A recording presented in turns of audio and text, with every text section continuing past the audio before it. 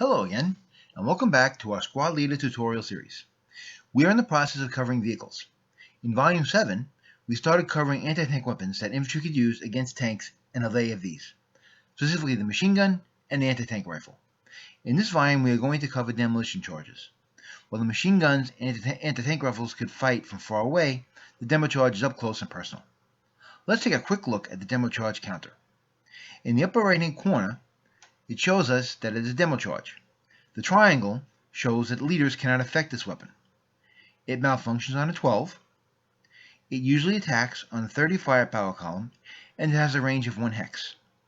Finally, it has a portage point value of 1. On the back of the counter, we see the 3 ways that a DC can attack. We have to go through these before we can show how a demo charge can be used against a tank. The most common way that a demo charge is used is by placing it during the movement phase. To show this, our 468 German squad is going to try to place their demo charge on the American 747 located in the woods in hex C8. In the first move, the German squad moves into B7 for 2 MF. At this point, the American squad can first fire at the German squad at a 12 flat if the German squad did not use assault movement, or 12 plus 1 if they did use assault movement. They can also subsequently first fire at the Germans because the German squad spent 2 MF to go through the woods. Then the German, placing the DC, has to spend the MF in the terrain the target is in. In this case, the German would have to spend 2 MF to place the DC on the Americans. If the Germans stay in good order till the final fire phase, the DC is successfully placed and it will detonate in the advanced fire phase. In advanced fire phase, the German player rolls a 7 on the effects of the DC on the Americans. The DC attacks on the 30 column, in this case with a +1 for the woods. The result is a 3 morale check on the Americans. They roll a 6 and break. Now let's bring the Germans back to their starting point with the demo charge. This time it's the Americans that are assault moving through the woods to attack the Germans. A demo charge can be thrown in any friendly fire phase. In this case, it will be in the first fire phase. There are modifiers associated with this action, however.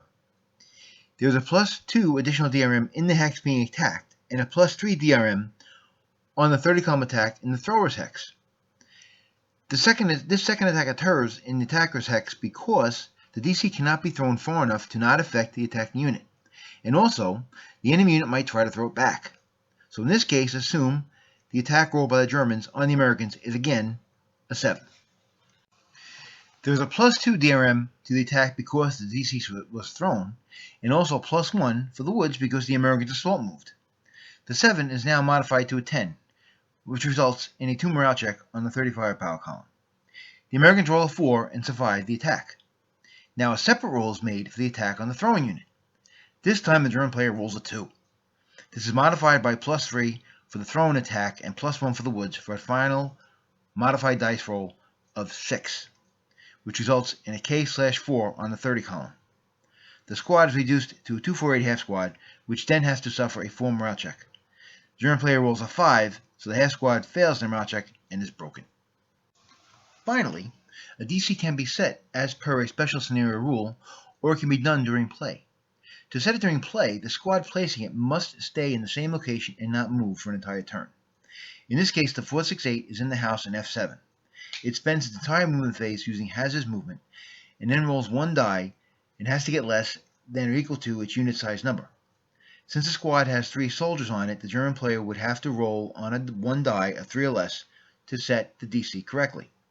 This roll can be affected by a leader by applying his leadership DRM to set the DC in this house. Now that DC can be detonated by the squad or one of its half squads during any friendly fire phase, the attack would be on the 36 firepower table with a -3 DRM. That's quite a nasty attack. Now that we have covered the basics of the demo charge attack against infantry, we can show how to use it against tanks. The principles are the same, but there are a couple of additional steps the attacker has to go through to make the attack work. It is not difficult, and the attacker can reap great rewards on the advanced squad leader battlefield. In this instance, the 468, armed with a demo charge, is located in hex S8. It is the German movement phase. The 468 moves into F7 for 2 MF. It then spends a 3rd MF to place a DC on the Sherman tank located in S6. Assuming that the 468 survived all the nastiness that the Sherman tank could do during the German movement phase, the first thing that has to happen is the DC placement dice roll. To do this, we have to refer to Table C 7.346.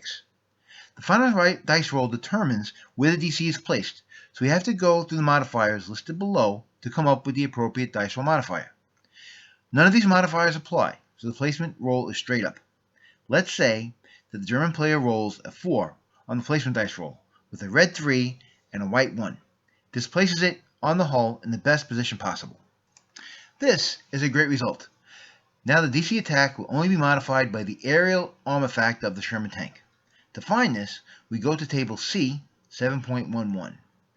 To get the aerial armor factor for the Sherman, take its best armor factor and cross-reference the aerial AF below. Since the Sherman has an armor of 11, the aerial AF is a 4.